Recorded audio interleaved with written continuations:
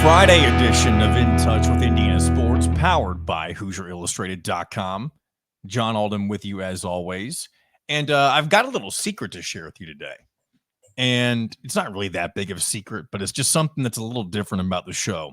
And some of you may or may not be able to tell based on the way that the lighting is in the room right now. It may or may, I don't know if it's that big of a difference. To me, I can tell because it's just where I'm recording at and what's different. But I am actually recording the entirety of today's show, which is a Friday now, on a Thursday evening because unfortunately at my day job at iHeart, I have KSR duties, and that requires me to get up a little earlier than normal and unable to record during my usual, morning hours. So we're recording Friday's show here on a Thursday, and there's also another very interesting circumstance about what's going on here in my house while I'm also recording. And first of all, I'll go and put this out there. I know some of you probably don't care about these little nitpicks. You're like, come on, John, just get to the sports. We want to hear about Hoosier Hysteria. We want to hear about more about Indiana, Nebraska, as if we haven't beaten that horse to death enough. And I get it. If you don't care about the personal details of things I share, you're welcome to skip this opening little part and go to whatever segment of the show you like the most, and that's fine. That's the beauty of YouTube. You don't have to listen to the entire thing if you don't want to. But going on right now while I'm recording is we've got people over at our house. One of our friends, my wife and I's friend, Tyler, it was his birthday today, and we went out to eat after work, and we decided we were going to have him over for a little bonfire in the backyard, and I'm in here recording this while they're out there having fun without me. So I'm going to join them eventually, but we're still going to have fun on the show. I'm going to try to make the show as similar to a typical Friday show as possible. Not that I don't like veering off in different directions now and again, but I don't want this to feel like this isn't In Touch with Indiana Sports. I'm still going to share some picks with you. It's going to be in a bit of a different fashion, though. I'll go ahead and say that because at this current point in time, I have not definitively decided what I'm going to parlay together. There's a chance I might do a couple different parlays this week when it comes to the betting side of things. So when we get to that portion of the show, I am going to share my picks, and I'm going to share what I may potentially put together because I've got a list of different things that I'm going to potentially bet on, and I'll probably do a whole lot of different separate bets this week as opposed to my typical, 3-leg parlay. And there may be a 3-leg parlay in there, but I'll throw out what I'm most confident in. We'll go through the Big Ten schedule as we normally do and check out some of the top 25 matchups. And we're also going to have an extended visit from our man, Kyler Staley, basketball recruiting analyst at HoosierIllustrated.com. Always appreciate his time, and I genuinely appreciate him staying on quite a bit longer with me than he normally does because, again, with the weird circumstances of me recording this late in the evening, it's just I feel like I'm in a different headspace than I normally am first thing in the morning whenever I hop on in here. And sometimes, and you guys can't even see this, sometimes I've got pajama pants on. It's a very cozy vibe. I'm usually the only person in the house. My wife's a teacher. She's usually gone off to work by the time I get recording. And so I'm usually here by myself, me and my dog. Whereas tonight, not only am I not alone, I mean, I am alone in this room, but the rest of those who are here, they're out in my backyard. They're on my premises doing whatever it is they choose, hopefully making some responsible decisions. And I have full faith that they are, right? But, we'll go ahead and just get right into it. So, yeah, with Kyler, we're going to get into a whole bunch of different things. We're going to talk Hoosier Hysteria. We're going to talk Indiana football. We're going to talk about this very out of the blue announcement that we got on Thursday afternoon, which was the retirement of one Tony Bennett of the Virginia men's basketball team. So that now, with that coming to fruition, and you'll hear me mention this later, he's going to have a press conference at 11 a.m. that kind of details, I guess, kind of his next steps. But that now leaves another head coach out of the game who had won a national championship. And so we're entering a new age. Like I've made this comparison with a couple of different things. So I'll start with what we're talking about with basketball. The old guard of college basketball head coaches has slowly been making their way out of the game for a while now. Roy Williams, Mike Krzyzewski, Jim Boeheim. You're going to lose Tom Izzo eventually. You're going to lose Calipari, Rick Pitino, Bill Self's still around, and you can even though Tony Bennett is fairly young when you compare him to those guys, a lot of the older coaches who have won national championships, they're moving on from college basketball. And many people anticipate learning that he's deciding to step away because he just doesn't like where college sports are nowadays with NIL and the transfer portal. And I don't know that that's what he's going to say at his press conference, but it could be just the next case of one of those coaches who came into the game during a different time, a different era, whenever it was a lot different. You didn't have to worry about you want to please your players, but you didn't have to worry about them potentially leaving your roster at the end of the season the way that you do nowadays. So it's a different world. We've seen a lot of coaches decide that they're done, whether it be the college football or the college basketball level. And the comparison I was going to make, by the way, before I get too far away from this, is the old guard with NFL quarterbacks. I mean, outside of Aaron Rodgers, how many NFL quarterbacks are, from the old guard that are still around? At least I'm talking about the ones that are successful. One that kind of comes to mind is Andy Dalton. And I know he's not been the most successful, but he's at least a recognizable name who was around the Bengals for a very long time and is now with the Panthers and was the backup to Bryce Young for a bit, but has now taken the reins there with the Panthers program. And that program in general, that franchise, I should say, is kind of it's a cellar dwelling type of franchise, I feel like. So with that being said, it's just interesting going back to the Tony Bennett side of things. It's just interesting. I'll be interested in hearing what he has to say is what I'm getting at. So what else are we going to get into today? So Cignetti, well, obviously we're going to talk Indiana football, talk a lot of the IU talk specifically. If you're wondering why I'm not getting so much into the Indiana stuff, most of that is Kyler Staley and I. So I'm not going to go into a whole bunch of the things that he and I talked about. I just kind of want to get into a few of the other things. And I'm obviously going to do my typical segment with the picks and going through the schedule and all that type of thing. But one thing that I didn't really talk much with Kyler Staley about was the numerous appearances that Curt Cignetti made on national television throughout the last couple of weeks, during Indiana's bye week, because I mean, this is kind of that next phase, Indiana entering into that back half of the schedule. Indiana's receiving a lot of praise, and it's been more and more national attention than the program is used to. And I know that there was a pretty good amount of attention during the 2020 season when Tom Allen made his incredible run.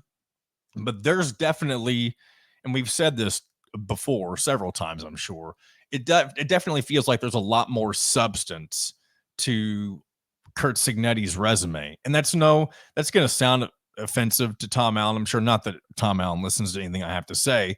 I loved Tom Allen as a head coach, and I wished that his time had worked out before it failed. But the difference between a Tom Allen and a Curt Cignetti is we knew, or at least we thought we knew, exactly what we were getting based on his past resume. When Tom Allen became the head coach at Indiana, he had no resume other than what he was as a defensive coordinator and some of the other stops he had along the way. I mean, he was a high school head coach, and I believe before Indiana, that was the only time he ever had head coaching experience. And so it's two totally different monsters we're dealing with, even though both had a successful run at Indiana at one point. It feels like the Cignetti era, if he's willing to stick around in Bloomington, is something that could blossom into something that is sustainable. And maybe we're all just dreaming, and I'm talking about from a fan's perspective, of course. I mean, maybe we look back on this and say, oh, this is just another flash in the pan, just like Tom Allen. I personally don't believe that will be the case. And I think there's plenty to be excited about. But, of course, they're sitting at 6-0, a chance to go 7-0 this weekend against Nebraska in front of a sold-out crowd at Memorial Stadium, and I'm excited. Again, I very much wish that I was going to be there. I talked about this earlier on the show, how unfortunately, because of the Louisville schedule being at noon, their game being at noon as well, and my duties with having to do their stuff at iHeart will keep me from visiting Bloomington this weekend. But I am very much excited to watch all of the different things that take place on Big Noon Kickoff, seeing the different fan interactions and just really hearing what those guys have to say about Indiana. And not that, I'll say this too, whenever it comes to the national talking heads, it's definitely good to get national recognition. But up until recently, how many of the national guys really gave a crap about what was going on at Indiana football? I mean, the most that these guys had probably heard until the last couple of weeks was the quote from Kurt Signetti whenever he was introduced at Simon Scott Assembly Hall, saying that Ohio State and Michigan suck, and so does Purdue, all that stuff. And then recently people have talked about the Google Me quote. And really, Kurt Signetti is a quote machine. There are so many things that you could put on a t-shirt that he said. And the more that he continues to back up all of this talk, the more of the, of the Signetti brand that will be recognized by those of the national media. And back to another conversation we've had many a time, the conversation of the bigger name programs taking notice and saying, oh, okay, so this guy really can do this at the highest level. And they'll go back and look at his resume and realize, oh, yeah, what Indiana invested in was legit because this guy has never had a losing season. And now he's only one win away from having a guaranteed winning season once again in his first year at Indiana. Now, I feel like a lot of fans would be disappointed with the 7-5 season, and rightfully so. With the way that this team is playing, if everything kind of deflated and went off course, and they had that type of a record, big picture, it's better than what it was before, but expectations now are sky high. I mean, outside of the Ohio State game on the road, I feel like most Indiana fans at this point believe that this team can win, and I'm not saying will win, but can win every other game on the schedule. So, and that all begins on Saturday against Nebraska, and I'm very much excited about that. So more on that with Kyler here in a little bit, but I'm going to go ahead and bring him in here now, and we'll get started on the rest of the conversation. We dive into a lot of stuff. Again, the aforementioned Hoosier Hysteria and Indiana football, of course, but we dive into a couple of other things related to college basketball, bring up a little fantasy football talk, give him a little update on how things are going with myself, and you hear from how he's doing as well. So, and some of you may not care about that, but it's just a little fun conversation that we included in it. So without further ado, bringing in our man from talking about the Hoosiers and HoosierIllustrated.com, it is Mr. Kyler Staley. Basketball recruiting analyst Kyler Staley here with us here on a Friday, in touch with Indiana sports, as always, powered by HoosierIllustrated.com. Welcome in, my friend. How's it going, man? It's good to be back. Oh, I've lost count how many times I've been on the show, but it's a joy every time.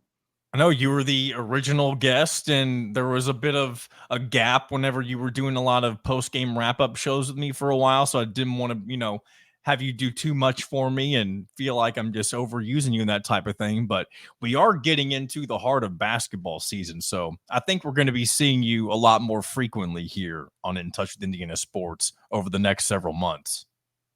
And I can't wait for that. I'm so excited. I remember when we first got this show going, we talked about how excited we were for football season and stuff, but now we're getting into basketball. College basketball is my favorite time of the year. I would say that's probably my bread and butter, the thing that I follow the most out of any sport. So I'm really excited. Indiana, obviously he's got a very exciting year coming up, I think. So it's going to be a very, very fun crossover season, but especially when we get, primarily focused on basketball. Hopefully Indiana's cooking, when we're focusing on that. And that's true. I've said this time and time again. I believe I mentioned it with Alec the other day. I don't think we've ever been truly gifted with a good Indiana football team and a good Indiana basketball team at the exact same time. I mean, of course, the good football teams are very few and far between compared to the basketball teams, but this may be one of those lucky lightning in a bottle years where you have two. I mean, we already know that there's a chance for the football team to potentially contend for a Big Ten championship and have a CFP appearance. But there's big aspirations for basketball too, as they're picked second in the Big Ten, as we've talked about, and aspirations to at least make that second weekend potentially as they get toward March. Absolutely. And I think I don't know who reported this first or not, so I apologize for not giving the right credit, but I think this is the first time ever in Indiana athletics history that the men's team, football team, and then the women's basketball team are all ranked in the top 25. So that's I crazy. saw that So too. how many years has Indiana athletics been a thing? I mean, this is the first time ever. So that's really, really cool. And you got to feel really pumped if you're an Indiana fan, because, you know, expectations are high, but at the same time, it's like, well, we have a chance to be really good in all three phases of, like, I would say the main athletics when it comes to Indiana. It is exciting. And in a bit, we're going to dive into both Hoosier Hysteria, because that is tonight, the unofficial tip-off for Indiana men's and women's basketball. Obviously, homecoming weekend. We have Saturday's game with Indiana, Nebraska. Big noon kickoff going to be in town. Also going to have Barstools. What's their thing called? It's not, is it Barstool Tailgate, or am I completely butchering that?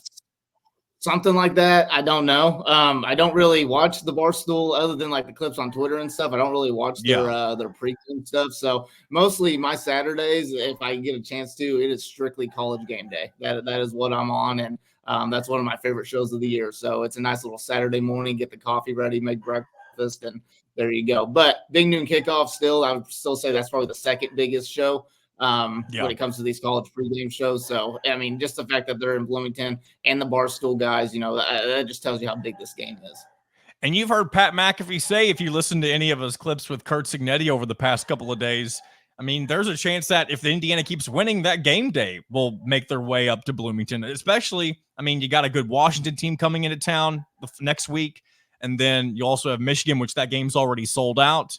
And I mean, nothing against Purdue, but I doubt they're going to make their way for the old Oak and Bucket game.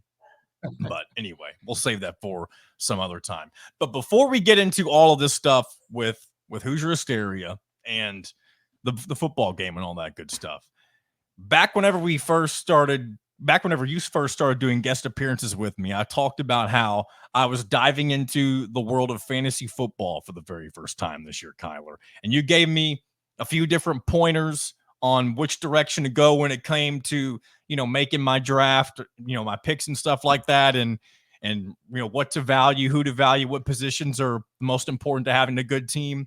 And I've got to give you some kudos, because we are now 6 weeks into the NFL season, Kyler, and I am 5-1 and first place in my league by myself. And I'm super excited about it. Dang. Well, one, congratulations. You know, having that good of a record, you know, this so far in the season, that's phenomenal. That sets you up for a really good shot at the playoffs. Two, I think I gave you all my secrets, because for some reason my team's 2-4 right now.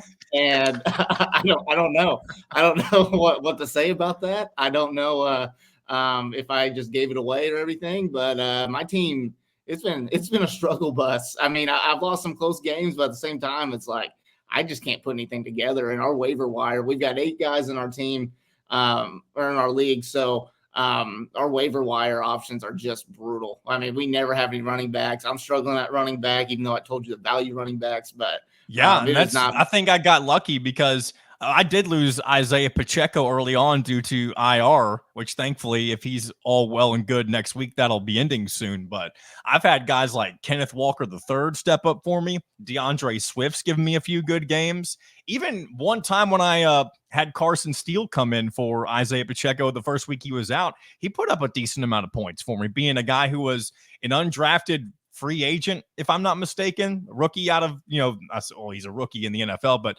straight out of college. So, I mean, I've had some pretty good luck, even when it comes to dealing with injuries so far. Steele is also out of Indiana, because he went to Center Grove High School, which is also the home of Trace Jackson Davis and Taven Jackson. So I think Tyler Cherry.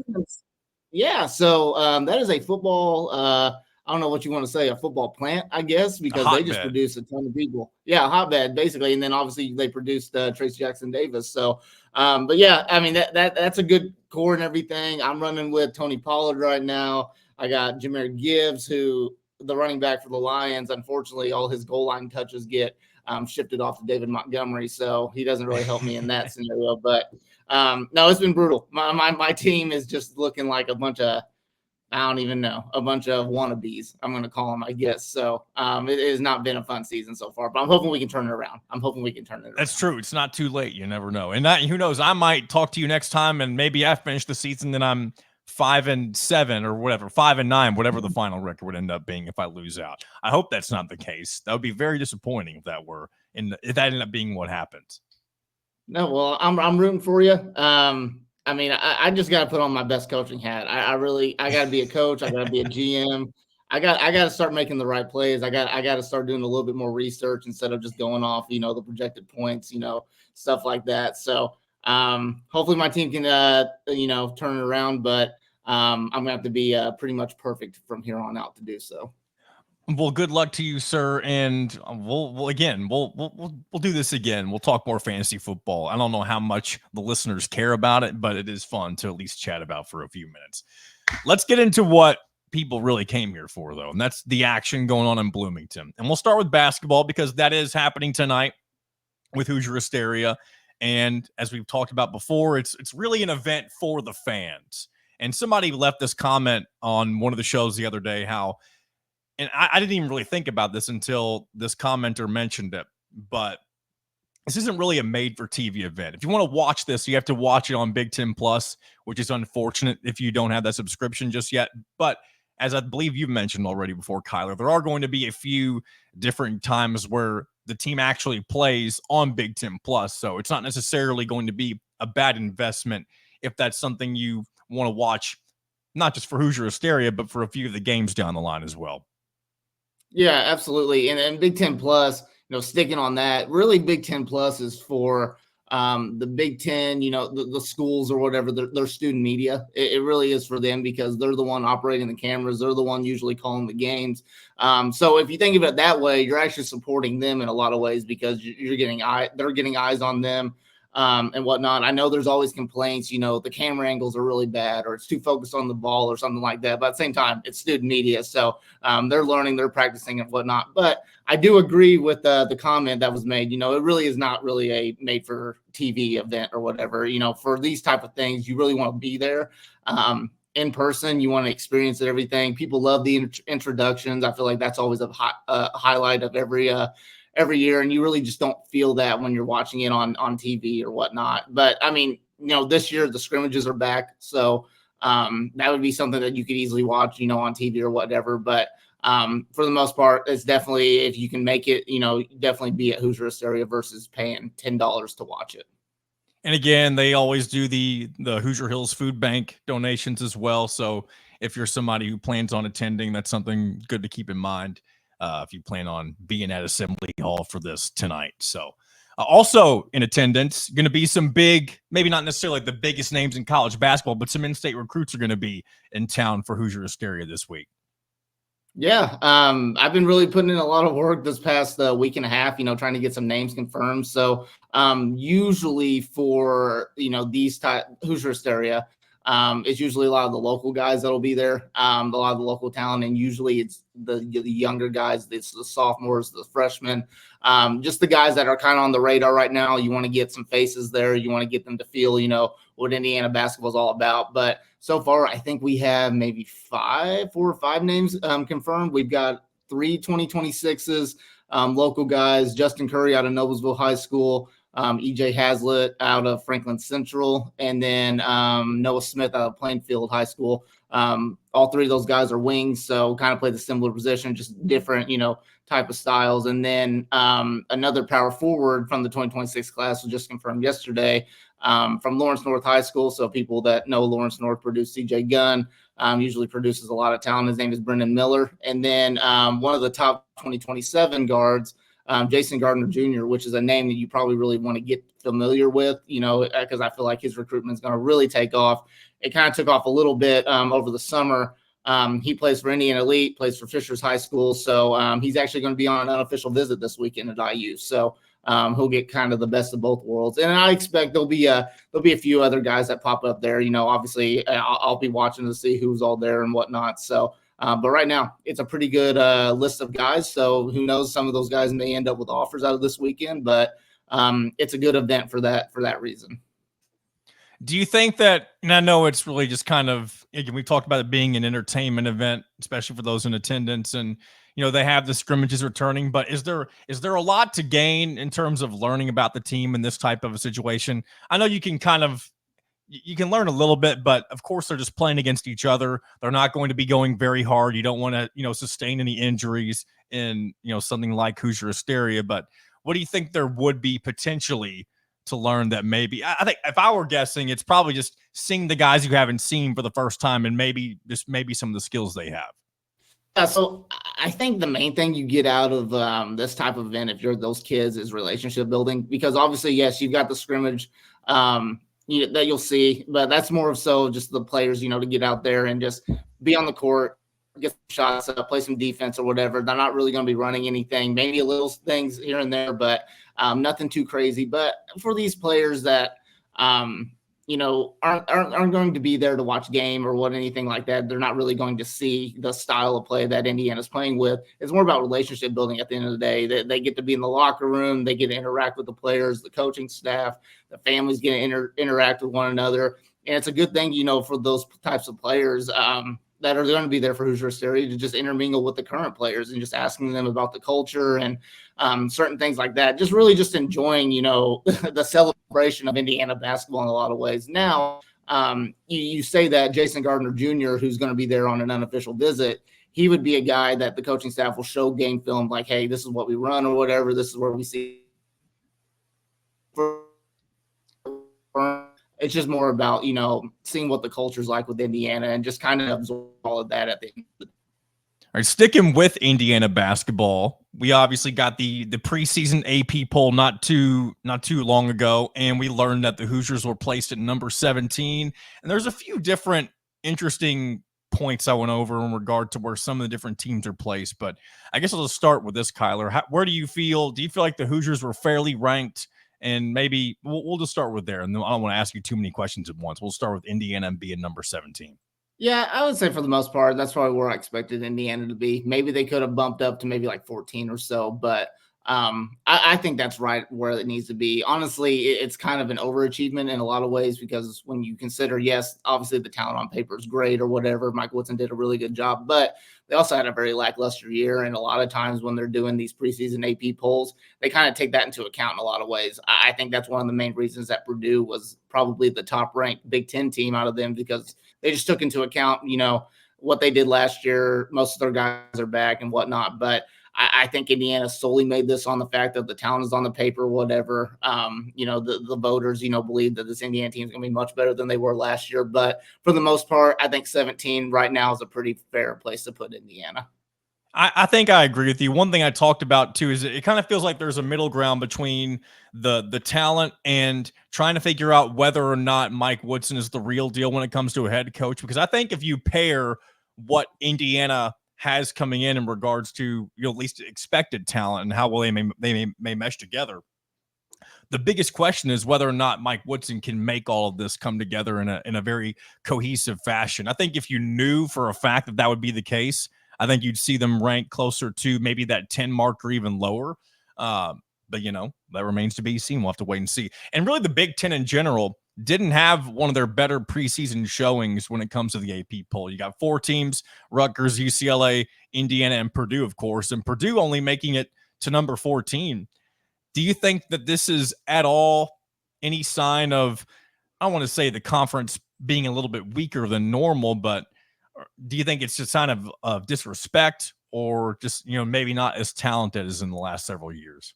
I wouldn't go as far as say disrespect. You could certainly say that in a lot of ways, because obviously there's a lot of Big Ten fans out there. But I think it's just more question marks than anything, because this Big Ten, it's different. You got UCLA, you got those West Coast teams out there. But I just think probably the committee right now just doesn't really know what to expect with the Big Ten right now. So that's why they only have 4. I do think it's an absolute travesty that Illinois is not ranked in the top 25. And they're just outside at number 26. Just so outside, they're right there. and it obviously tells you that the voters see something in Rutgers, which I thought that was very, very surprising. They have the two really good freshmen and Harper and then Ace Bailey as well. So and both those guys looked really, really good in the scrimmage last night against St. John's. So obviously you just I don't know. It's not disrespect. It's just a lot of question marks at the end of the day with the Big Ten. I still think the Big Ten conference, when it's all said and done, is going to get probably 6 to 8 teams in the NCAA tournament.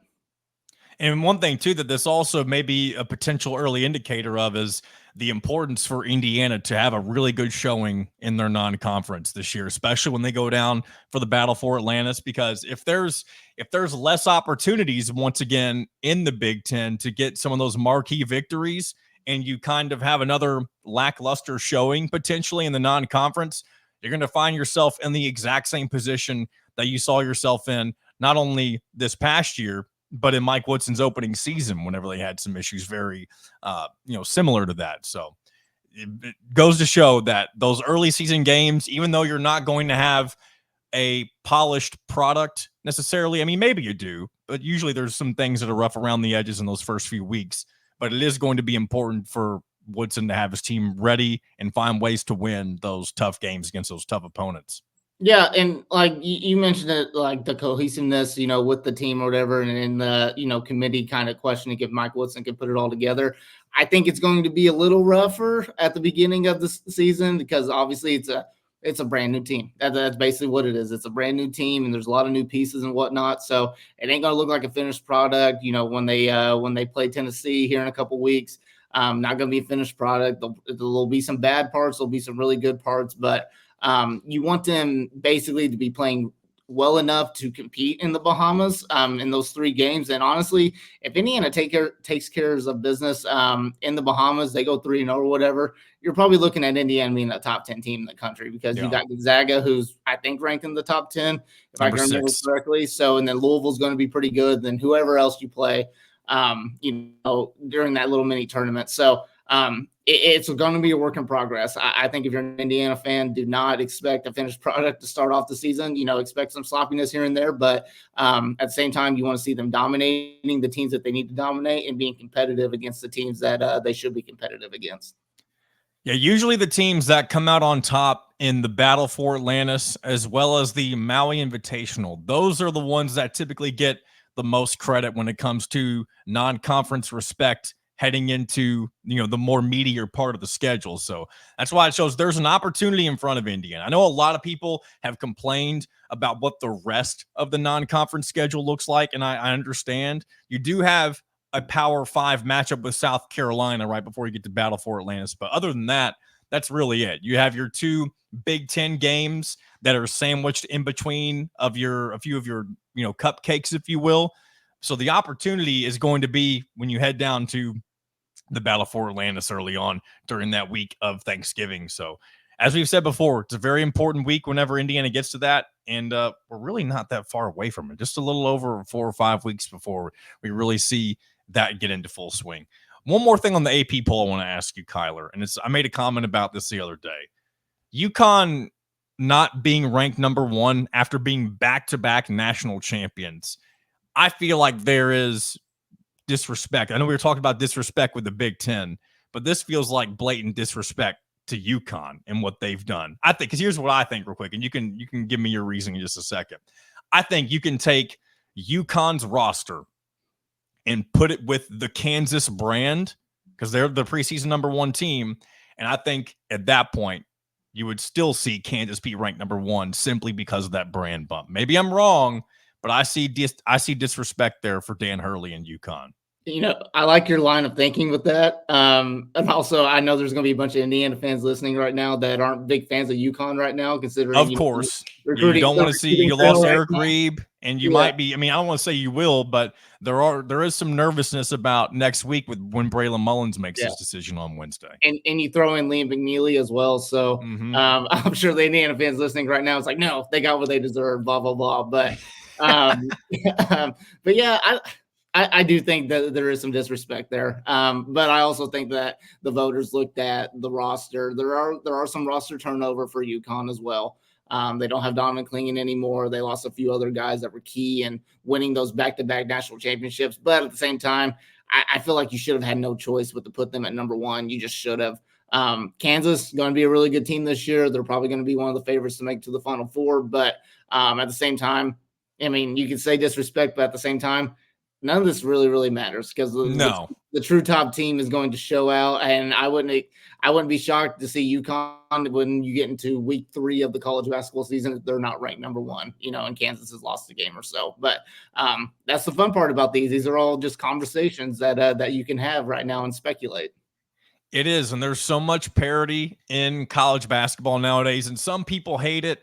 I happen to love parity in all sports. I do think there is a level of it that can, like, I see the aggravation, especially when it does seem like it's a little more common nowadays to see, someone like a Florida Atlantic make a Final Four run. And you don't get that every single year.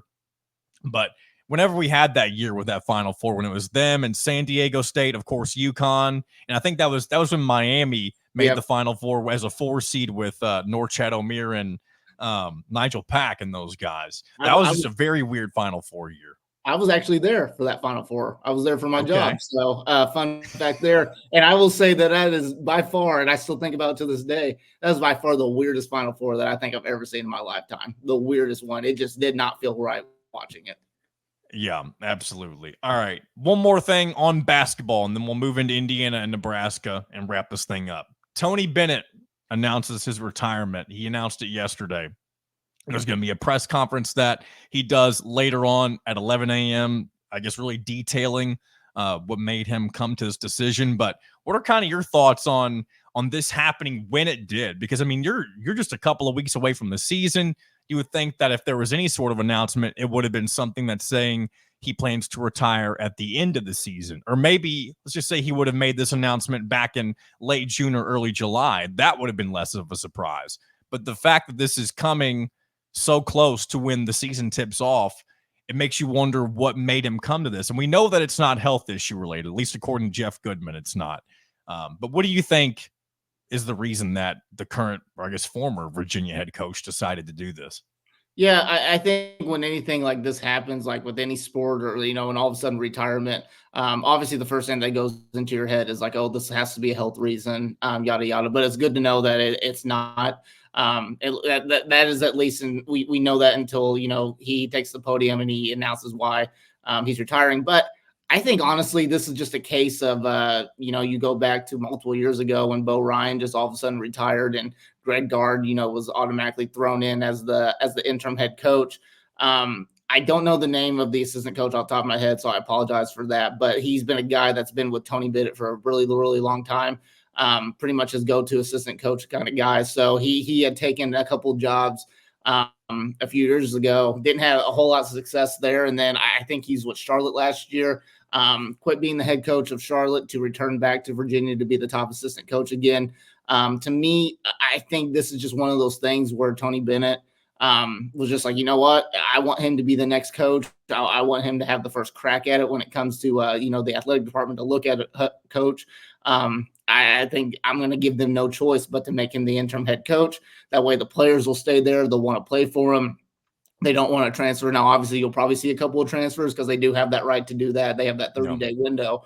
But at the same time, it just gives that guy the first crack at it. It gives him a year-long tryout, to be the long-term head coach. And if he has success there, he shows the athletic department, the athletic director that they're doing good things. He has the program that he can, put them on the right track. I think he'll probably get it. So I think it's just one of those things. I also think that there are rumors, throughout the few years that Tony Bennett didn't really like this new era of college basketball. He had his style of play. It wasn't really the most pretty style of play. It was pretty boring for the most part. My brother, I remember when he played AAU ball, one of his AAU coaches, made him run the Virginia offense, and he just absolutely hated it. So it's not a fun offense, but it can be effective. So that'll be one thing to that'll be interesting to see if the new coach, will change up the style or whatnot. But I think Tony Bennett just probably felt this is time to do it. Better time than never. It sucks for the players that he recruited. not going to be there. I think it sucks for Kyle Guy, who they had actually just hired to be a player development coach, went back there. So obviously there's a really close relationship with both Kyle and Tony Bennett. So just it really sucks to see him leave the college basketball scene. But at the same time, I think there was always this plan in place with him. And you're slowly but surely starting to see, that old guard of college basketball head coaches. I mean, you only got a few left. Tom Izzo, and really, Rick Pitino with St. John's. Who's left of the? I mean, do you include John Calipari in that old guard? I would say so, but he's pretty much adapting. Here's the thing with Tony Bennett: he's not old. He's only like that's right. He's only 55. Yeah, I mean, he's got some gray hairs or whatever, but I mean, he's still kicking it and everything. He's still young enough to kind of generate with these players. But the old guard is slowly, the guys that we grew up watching, the guys that we grew up coaching, that we know as the legendary head coaches. I mean, they're slowly fading away. I don't expect Tom Izzo to be coaching much longer. I can see Calipari, having a few years at Arkansas and then him bouncing. But Roy Williams not there, Coach K not there anymore, and then obviously Jay Wright's not there. So it sucks to see those guys leave. I think I saw a stat where it said that this is the first time ever in the ACC that there's not been a national champion head coach there. So wow. That's pretty fascinating to see. But like I said, sucks to see Tony Bennett leave. He was such a strong figure in the college basketball scene. And honestly, I think we're going to look back and be like, hey, you know what? Those Virginia teams were really, really good back in the day. Yeah. One last thing I'll say on that, someone pointed this out to me the other day, but Tony Bennett, I don't believe he has won an NCAA tournament game since his national championship run. And I don't know that he won an NCAA tournament game before that either. I don't know about before, but I think it is a fact. Yeah, he has not won a single game. They've been upset every single time they've got there. And honestly, he's had some pretty lackluster years too since that. So there's been some seasons where he didn't even make it. But obviously, I think if you're a Virginia basketball fan, even though the offense that he ran, the style of play that he ran was effective, I think they're ready to see a lot more, I guess you call it high-flying offense, a little bit more energetic offense. And we'll finish this segment up talking a little Indiana football. And just as if I haven't let you know already, Kyler and Drew going to be doing the post-game wrap-up this weekend in place of myself. And Drew will also be doing it in some way, shape, or form the following week. And I really, really hope that these are the last two ones that I have to miss. And that's all I'll say on that. So Indiana football taking on Nebraska. We've been talking about this game for a few weeks now because of the bye week, the opportunity that's there for Indiana to not only be 7-0, but really grab more of the national attention that you've seen a lot of it this week as the game gets closer and closer to happening on Saturday. But if you can win it and win it in a fashion that you've been doing pretty much all year long, that's going to continue to turn heads as you get so closer to, the college football playoff rankings that will eventually be unveiled. And then of course the college football playoff itself. And one thing I said earlier on the show this week, Kyler, that if that result comes to fruition, I believe next week I'll be ready to say confidently that Indiana should absolutely be expected to go 11-1 in the regular season if they win this Nebraska game in the same way that they've won every game previously. Yeah, I don't know if I'm that confident, even if they are to dominate Nebraska. Now, Nebraska's a great team. They're a really, really good team. They're going to be a bowl team this year. They're probably going to be playing in a pretty high caliber bowl, I would say. But, obviously you still got some challenges along the way. That Washington game, you should take care of business. It's at home. For some reason, I keep circling that Michigan State game. It's just I have to.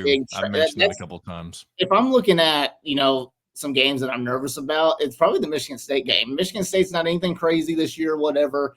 Indiana has the better roster, but at the same time, it's technically a rivalry game. You're playing for the brass platoon, and I feel like over the years, granted it was in the Tom Allen era, I feel like over the years that they've just had battles with Michigan State every single year, and it's just been one of those grinded out type of wins by both sides. So, but just sticking with this game, it's going to be an electric atmosphere. I think it's the biggest game in Indiana football program as honestly maybe ever seen. I mean, you can probably make an argument with that because there's so much on the line. Because if you are to win this game, doesn't matter if it's by dominance, or by 3 points. If you're just able to win this game on a national level, I mean, the national analysts, they're really going to start taking Indiana serious. I mean, they really are, because this Nebraska team's got a lot of talent. Their defense is really good. Their offense is explosive. So I think Cignetti's going to have these guys already. I think they're going to feed off the energy of the crowd. It's going to be really, really fun to see a sold-out Memorial Stadium, and just loving that atmosphere. I think it's going to be great, but obviously you got to take care of business with this game. Improve to 7-0, then you're really, really talking about seriously competing for a Big Ten championship. And maybe you'll start to see a couple more of those, we can put them in air quotes if we want, ESPN experts as they continue to make their predictions, the CFP bracketology, if you will, if Indiana is able to find a way to win this game. And one other stat that I've brought up a couple of different times as well, and I'm curious if you've noticed this or looked at this, but Nebraska, whenever they play anyone that's not G5 or FCS this year, they've not been able to score more than 28 points. And of course, if you're following along with Indiana, you know that there's not a single game this year where they've scored less than 31 or 34. I can't remember what their score was for sure against FIU. But I do understand this. I don't know if I've made this clear though. I know this is without a doubt the toughest defense that Indiana will face. So I'm not guaranteeing that Indiana will score that many points against somebody like Nebraska. But if they are able to, I feel like Nebraska is going to have a very hard time keeping up with the Indiana offense. Yeah, I mean, I could totally see it. That's definitely going to be the number one battle, but I think whoever wins this game, it's going to be on the opposite side. It's going to be Indiana's defense versus Nebraska's offense, because that Nebraska offense, very, very talented group or whatnot. They got a really talented young quarterback, and I call him the fake Patrick Mahomes. So yep. they got a really good quarterback in him, but I think this Indiana defense got a bunch of dogs on their team. Yes, they got to clear up some things. They got to stay locked in mentally throughout the entire game, because they've seen spurts where they've given up big plays. Northwestern, for example, they kept it close for most of the game. So if they're able to lock in, feed off the energy of the crowd or whatever, and they're able to win that battle, I think Indiana wins, no question, because I think Nebraska defense is going to have some big plays. Indiana's offense is going to have some big plays. It's going to be on the other side of the ball. Whatever unit steps up there, I think will be the deciding factor of this game. Kyler Staley, I appreciate the extended stay here on In Touch with Indiana Sports here on a Friday. I think that might be the first time I've ever butchered the name of my own show. Oh, no. But it was bound to happen at some point, right? Bad luck. I appreciate your time, your extended stay, and we will absolutely do this quite more often in the near future. Yes, sir. Very big thanks to Kyler Staley for, again, his extended stay here on In Touch with Indiana Sports here on a Friday. Let's go ahead and get into our final segment of the week, and that is where we go over some of the games around college football, really the Big Ten and the top 25 specifically.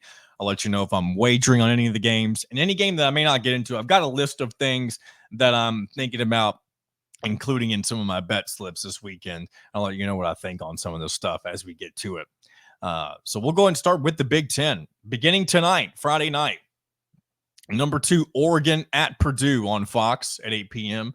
Very interesting game, at least when you think about what Purdue nearly did last week against Illinois. We're able to come back, mount a massive comeback against Illinois on the road.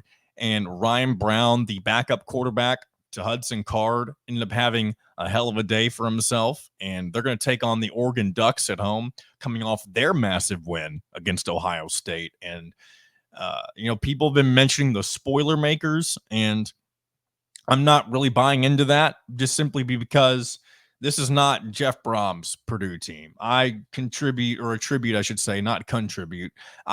a lot of Purdue's success over the last several years to what Jeff Brom specifically was able to do with the program. I don't necessarily think things are going to work out with Ryan Walters. Now, that doesn't mean that maybe they did find the right quarterback in Ryan Brown, and that ends up changing the game for him a little bit. I still think it's going to end up being too much for them to handle against the Ducks. But hey, it is at home. You do have some momentum considering you nearly knocked off the Illini. And, we'll wait and see what happens, because that was one of the more unpredictable things we saw in the Big Ten last week. Not betting on this game. It is minus 28.5 favor of Oregon, of course. Total is set at 60.5. Let's go ahead and get into, we're not going to talk about the game specifically, but Indiana and Nebraska. Indiana currently minus 6.5 currently 6.5 point favorites. Total set at 49.5. Indiana's been one of the most reliant teams at covering, and there are times where I feel like I'm betting with my heart with Indiana, And by the way, this line started at around -3, -3.5, and so it's gone up quite a bit. But as I've stated before, I do think that if Indiana executes the way that they have, that they can again easily cover the spread. Am I saying they 100% will? Absolutely not. Maybe Nebraska's defense ends up being a whole lot more difficult to handle than we anticipate. But I am considering once again taking Indiana to cover because they've done it all season long. And until they prove me otherwise, I don't see why that would be a bad bet necessarily. So we'll move on from that game. Wisconsin at Northwestern. Two teams both coming off really big wins last week. Wisconsin went on the road and took care of business at Rutgers. That was a game that I thought Rutgers was going to cover -2.5 against. Wisconsin, that was off of the heels of Wisconsin's big win against Purdue, and I didn't really take much of that into consideration, but maybe Wisconsin's got some new life. But you know who else might also have new life? It's Northwestern, as they had a massive win against Maryland, 37-10, coming off of their loss to the Hoosiers the previous week. So this is a battle of two teams with some momentum right now. Wisconsin currently favored by 8 points on the road. And again, the road environment at Northwestern is very unique when it comes to their temporary stadium, of course. So could be a very hard-fought game. I'm not betting on this, but if I did, I think I would probably take Northwestern to cover simply because they are the home team. And I don't think we've seen enough consistency from Wisconsin to guarantee that they come out of that with more than an 8-point win, but who knows? Again, not betting on it. That's just what I would take. So move forward. Let's go to UCLA at Rutgers. Is UCLA going to get a win in the Big Ten? I don't know. They're 1-5. Their sole win on the season, of course, against Hawaii coming in week 1. And they've struggled ever since. Now, they've shown some signs of life against some of the better programs in the country, including LSU. Indiana, really, if I'm not mistaken, I think Indiana's their worst loss when it comes to the Big Ten, maybe even in the entirety of the season, because I know they gave Minnesota a game last week, more so maybe than some expected.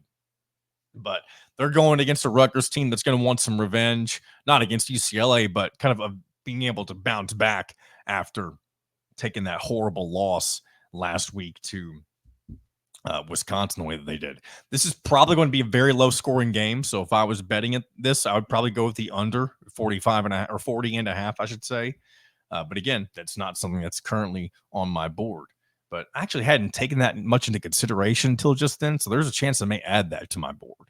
So we'll keep moving forward. We got ranked on ranked right here in the 3:30 afternoon slot with number 24 Michigan at number 22 Illinois. This is kind of a prove it game, really, for both teams when you think about it. To me, it's more so prove it for Michigan because I've been talking about how I think they're kind of overrated all season long. And, Michigan is favored by 3.5 on the road here. But this is another one of those games that I'm actually betting. And the more that I've actually thought about it, the more I've kind of not walked it back, but I'm thinking about maybe potentially not betting this, but I think I want to just because I want to follow through believing in the narrative that Michigan really isn't all what they're cracked up to be. And I'm wanting to take Illinois money line here. So I may end up doing that. That's something I've got on my board. And we'll see what happens because, I mean, again, Michigan does kind of have their back against the wall, for their reputation, right? Based on them wanting to be consistently near the top of the conference. But also Illinois want to take a step forward. So could go either way here. USC at Maryland, two teams that started off promising and have suffered some losses lately that maybe they didn't think they would have suffered at certain points in the season. Both of them are 3-3. Maryland currently winless in the Big Ten. USC with 1 win in the conference.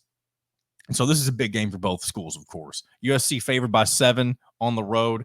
Maryland did struggle last week at home against Northwestern. This is a chance to bounce back against what many people think is a good USC team when it comes to personnel, but their record would say otherwise, considering they haven't been able to get it done against the likes of Michigan, Penn State, and, of course, Minnesota. So kind of a tough road that USC's had, and it's not been much of a cakewalk for them in their first year so far in the Big Ten. Not betting on this game.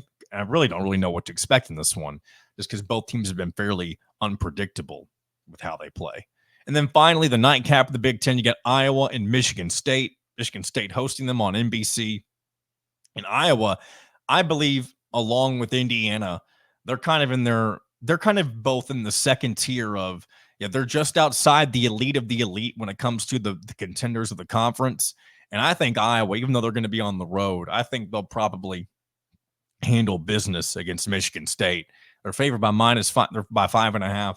And again, not one I'm betting, but one that I wouldn't be surprised if Iowa continues to take steps forward with their kind of restructured, revamped offensive style now that they no longer have Brian Ferentz calling the plays. So, with that being said, there's your Big Ten look. I'm going to mute my microphone so you don't hear me coughing here right now. Excuse me.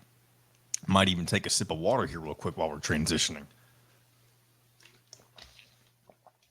So I'll go ahead and tell you, I won't go over all the top 25. One thing I'll probably do here, though, I am going to mention the other games I'm going to be wagering or considering wagering. One thing that's been very intriguing to see, and I don't know that I mentioned it much on this show as of yet, but the service academies having quite the year, both Navy and Army specifically. Air Force, not so much. And I'm not sure there's ever been a year, someone could correct me on this if they know. I'm not sure there's ever been a year where the service academies, all three of them, have been, not undefeated, but, maybe on the top 25. And even having Navy and Army both in the top 25, it feels like they're turning back the clock. Maybe there was a time, or I do believe there was a time when they were both really good. I can't really pinpoint that, though. But here's the thing. One thing that I feel like is going to be a surefire bet for probably the rest of the year is taking Army and Navy to cover. Army 14.5-point favorites against Charlotte. That's actually moved up to 16. I wrote this down back whenever it was 14.5. So they're, I'm looking at Navy. I was looking at Army. I was saying the Army spread and looking at the Navy games. Let me try that again. Navy favored by 16.5, which again, maybe that's moved back down to 16, it looks like. And the over set at 56.5. I'm considering taking both of those and parlaying them. And I'm thinking about doing the same thing with Army as well. I think I'll try to find what Army's got going on. Yeah. Army. Now that one has moved though, because I do see I got them at 14.5 previously. Now it's at 16. And that total looks like it's moved down. I saw it at 52.5 earlier this week. Now it looks like it's at 51.5. So again, also thinking about parlaying both of those together, betting on the service academies. And there's two more games that I want to mention that I may potentially bet on. And one of them is from the Pac-2, if you will, no longer part of or I guess they are technically in the Pac-12, even though it is right now just them and Oregon State. The Washington State is taking on Hawaii, 2-4 Hawaii, and Washington State's favored by 18.5 points. I think this is a game that they will handle easily. Nothing against Hawaii, but Washington State's had several games where they kind of just take care of business, including their upset against the Huskies. And I think there's a chance that we see Washington State win pretty handily this weekend. And then finally, you move to the ACC, which again is weird for this team. You got California.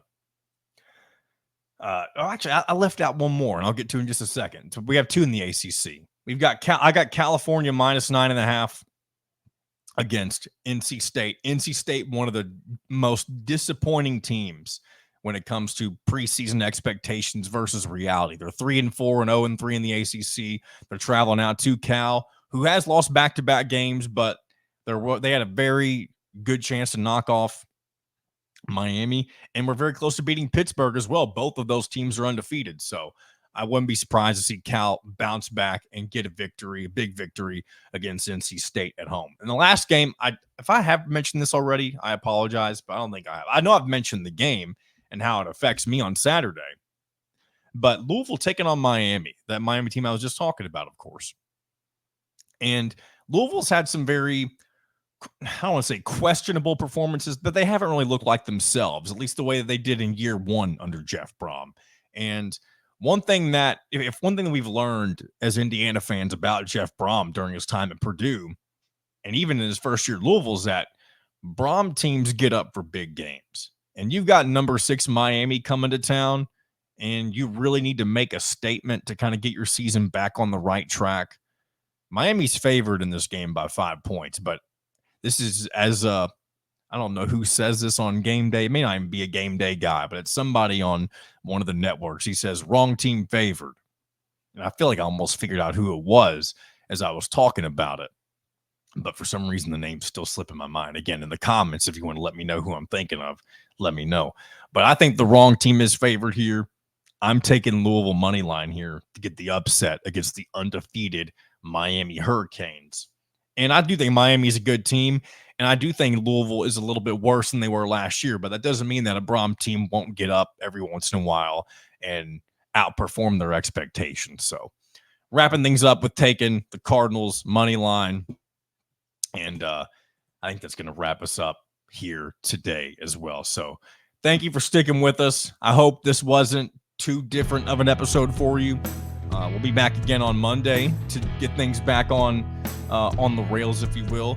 Check out the post-game wrap-up show this weekend with Drew Rosenberg and Kyler Staley to get a full recap of all that happens in Indiana versus Nebraska on homecoming this Saturday. And until Monday, this has been another episode of In Touch with Indiana Sports, powered by HoosierIllustrated.com.